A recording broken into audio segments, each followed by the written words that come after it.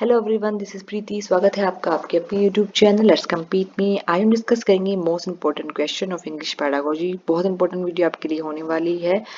जो बच्चे भी सीटेट का पेपर देने वाले हैं, इंपॉर्टेंट क्वेश्चन मैंने इसमें सेलेक्ट करे इंग्लिश पैडागोजी में जो पॉसिबल है आपसे पूछे जा सकते हैं। चलिए शुरू करते हैं। Question number 1 is reading habit is important due to the following reason. बच्चे के अंदर जो रीडिंग हैबिट है वो क्यों इंपॉर्टेंट होती है, क्यों बच्चे को दिलवानी चाहिए। इंक्रीज वोकेबलरी, आपकी वोकेबलरी बढ़ती है। Make us knowledgeable, help in getting information, all of the above. हमको नॉलेजेबल बनाती है, नई इन्फॉर्मेशन मिलती है। तो करेक्ट आंसर होगा option number 4, all of the above. Question number second is command of language gives a feeling of. अगर आपको लैंग्वेज के ऊपर कमांड है तो वो किस तरह की फीलिंग आपको देगी। कॉन्फिडेंस देगी, सेटिस्फेक्शन देगी, सिक्योरिटी देगी, नन ऑफ दीज। तो सिक्योरिटी ऑप्शन में नहीं होगा। तो करेक्ट आंसर जो होगा ऑप्शन नंबर 1 होगा, कॉन्फिडेंस। अगर आप लैंग्वेज को बहुत अच्छे से जानते हैं तो आपके अंदर हमेशा एक कॉन्फिडेंस महसूस आपको होगा। तो करेक्ट आंसर होगा इसका option number 1, confidence.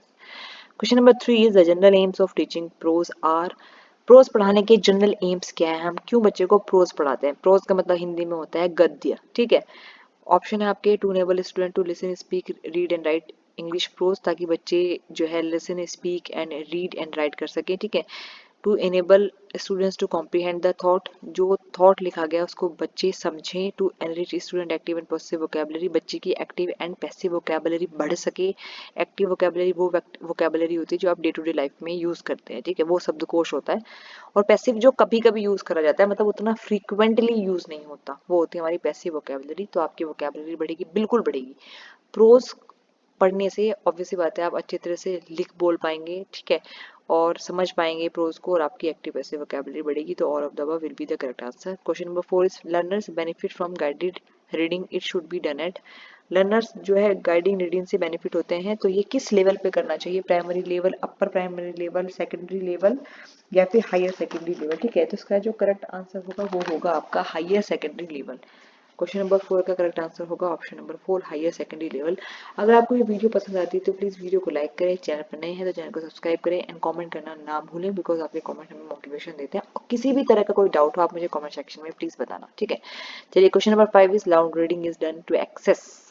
Loud reading क्यों करी जाती है। Basically phonetic sound, pronunciation, intonation, none of the above. तो इसका जो करेक्ट आंसर होगा वो होगा फोनेटिक साउंड। लाउड रीडिंग करने से आप हमेशा जो है फोनेटिक साउंड आपका बेहतर होता है, ये आप हमेशा ध्यान रखेंगे, ठीक है। क्योंकि लाउड रीडिंग का मतलब चिल्ला चिल्ला के पढ़ना, और फोनेटिक साउंड का मतलब होता है कौन सा अल्फाबेट कैसे जो है साउंड कर रहा है, ठीक है। तो लाउड रीडिंग से बेसिकली हम किस चीज का आकलन करते हैं, तो वो फोनेटिक साउंड का आकलन करते हैं, ये आप याद रखेंगे।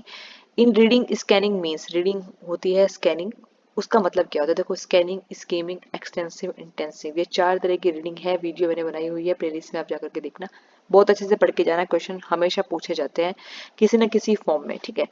तो स्कैनिंग बेसिकली क्या होती है, quick survey of the text to find out piece of information, examining everything closely and minutely, predicting the content for comprehension। तो जो हमारी स्कैनिंग होती है उसका मतलब होता है quick survey of the text to find out particular piece of information. अगर आपको फाइंड आउट करनी है तो मतलब आप स्कैन कर रहे हो। बेसिकली अगर मैं आपको बोलूँ कि इस पूरे जो हमने ये पेज खोला हुआ है, इस पूरे पेज पे इंटोनेशन का है, तो आप एकदम से बोलेगा ये रहा इंटोनेशन, तो आपने बहुत जल्दी किया, क्विक सर्वे किया और particular piece of information find out करा, स्कैन किया उसको, तो इंटोनेशन, ठीक है। तो ये बेसिकली रीडिंग का एक टाइप है, तो ये हमारी होती है स्कैनिंग। चलिए नेक्स्ट क्वेश्चन है question number 7, the initial stage in the development of writing skill is. Writing skill के डेवलपमेंट की इनिशियल स्टेज क्या है, मतलब जब बच्चे को आप राइटिंग करना सिखाते हैं, लिखना सिखाते हैं, तो पहली स्टेज क्या होती है। Free hand drawing, control drawing, acquaintance with written words, none of the above. तो उसका करेक्ट आंसर होगा वो होगा option number 1, free hand drawing. देखो फ्री हैंड ड्राइंग का मतलब होता है आपको बच्चों को कुछ नहीं करना, उसके हाथ में सिर्फ एक पेन थमाना है, पेंसिल थमानी है और उसको एक पेपर दे देना है। तो बच्चे क्या करेंगे, कुछ भी ड्रॉ करेंगे उसके ऊपर, ठीक है। कम से कम एक पेपर का और आपका जो पेन है उसका कांटेक्ट तो शुरू होगा। तो वो होती है initial stage of development of writing skill, ताकि बच्चा सिर्फ पेन पकड़े और कुछ ना कुछ कॉपी पे करना सीख जाए। तो फ्री हैंड ड्राइंग से आप सिखाएंगे बच्चे को राइटिंग स्किल, ठीक है। चलिए नेक्स्ट क्वेश्चन है, व्हाट डज स्क्रिबलिंग मीन। ये क्वेश्चन पूछा जाता है। स्क्रिबलिंग का मतलब क्या है, बेसिकली ये जो है listening carefully, reading allowed, writing quickly and carelessly. Writing करने का एक तरीका होता है।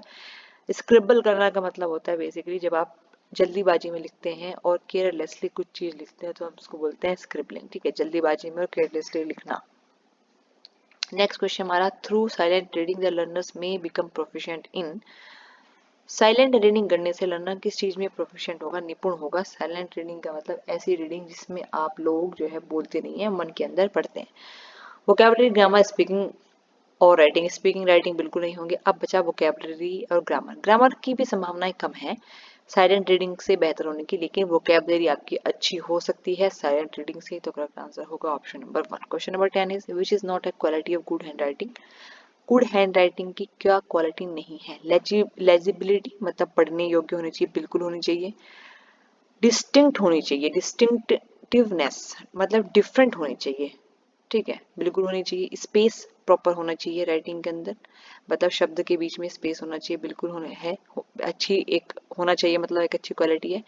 Absence of uniformity in size of letter, मतलब अगर आपके जो लिखा है आपने लेटर्स जो है इंग्लिश के, ठीक है, वो अगर साइज में सेम नहीं है तो क्या एक अच्छी क्वालिटी, बिल्कुल नहीं। तो करेक्ट आंसर होगा ऑप्शन नंबर 4, मतलब जो आपके लेटर्स आपने लिखे हैं वो प्रॉपर समान साइज के होने चाहिए। ये नहीं है कि अगर आप गुड लिख लो, सपोज कि जी इतना बड़ा आपने बना दिया, ओ छोटा सा बनाया है, फिर डी किसी और साइज का बनाया, नहीं, साइज हमेशा सिमिलर होना चाहिए।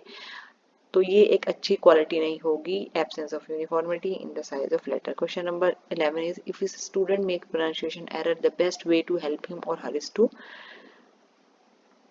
अगर एक स्टूडेंट प्रोनाउंसिएशन एरर करता है तो किस तरीके से आप उसकी हेल्प करेंगे। Provide him or her correct pronunciation without humiliating the learner, call parents of the learner and complaints, scold the child, none of the above. तो करेक्ट आंसर होगा ऑप्शन नंबर 1। उसको करेक्ट प्रोनाउंसिएशन पढ़ाना है बिना उसको humiliate किए हुए। Question number 12, stress rhythmic pattern and intonation patterns of the language and appropriate vocabulary are the micro skills involved in which of the following। Stress जो होता है, तनाव, रिदमिक पैटर्न किस तरह के रिदम्स बनती हैं, और इंटोनेशन का मतलब होता है, वो बोलते हैं ना आपकी आवाज में जो उतार चढ़ाव आता है, बेसिकली वो होता है इंटोनेशन। ठीक है, तो वो किस चीज का पार्ट है, किस स्किल का पार्ट है वो, लिसनिंग, रीडिंग, स्पीकिंग या राइटिंग। तो वो हमारे स्पीकिंग का पार्ट होता है। स्ट्रेस, रिदम्स और इंटोनेशन, जो उतार चढ़ाव हम बोलते हैं ना, आ ई ऊ, तो ये सब कौन से स्किल के अंदर आता है, स्पीकिंग के अंदर आता है। अच्छा क्वेश्चन है, बहुत बढ़िया। Stress, rhythmic pattern and intonation are part of a speaking skill. Next question. According to NCF 2005, the teaching to reading in school is burdened with memorizing tasks, answering question after reading, both 1 and 2. None of the above. तो correct answer होगा option number 3, both 1 and 2. Question number 14 is reading skills can be developed by। reading skill कैसे develop होती हैं। Asking students to read text even if they do not understand it in one time। बच्चों से text को पढ़वाना अगर वो उसको एक बारी में नहीं भी समझ पा रहे हैं। Promoting a culture of reading, बच्चे के अंदर रीडिंग को प्रमोट करना। Provide interesting books in the school of to community library, अच्छी अच्छी बुक अगर आप लाइब्रेरी में प्रोवाइड कराएंगे तो ऑब्वियसली बात है उससे बच्चे की रीडिंग स्किल डेवलप होगी। Option number 4 all of the above the correct answer होगा, all of the above. Next question देख लेते हैं, what is the most important in increasing reading competency. Reading competency बढ़ाने के लिए सबसे ज्यादा जरूरी क्या है। Practice structure of language, more attention on pronunciation than comprehension, learning material, practice question given in the text। मतलब बच्चे के अंदर आपको रीडिंग कॉम्पिटेंसी बढ़ानी है, इंक्रीज करनी है, तो क्या चीज बेहतर तरीके से कैसे रीडिंग होगी। Practice structure of language, more attention on pronunciation then comprehension, तो ये इसका अप्रोप्रिएट करेक्ट आंसर हो सकता है ऑप्शन नंबर 2, तो more attention on pronunciation then comprehension. Question number 16 is writing is the. Writing basically क्या होती है, ठीक है, तो ये बेसिकली ग्राफिकल रिप्रेजेंटेशन होता है स्पीच और साउंड का, ठीक है, स्पीच साउंड का। चलिए ये कुछ क्वेश्चन डिस्कस करने थे, इंपॉर्टेंट क्वेश्चन है। अगर आपको कोई भी डाउट हो तो प्लीज मुझे कमेंट सेक्शन में बताना। जल्दी मिलते हैं हम अगली वीडियो में। अगर वीडियो आपको पसंद आती है तो प्लीज वीडियो को ज्यादा से ज्यादा लाइक शेयर जरूर करें। चलो फिलहाल के लिए इतना, जल्दी मिलते हैं अगली वीडियो में, तब तक के लिए बाय बाय।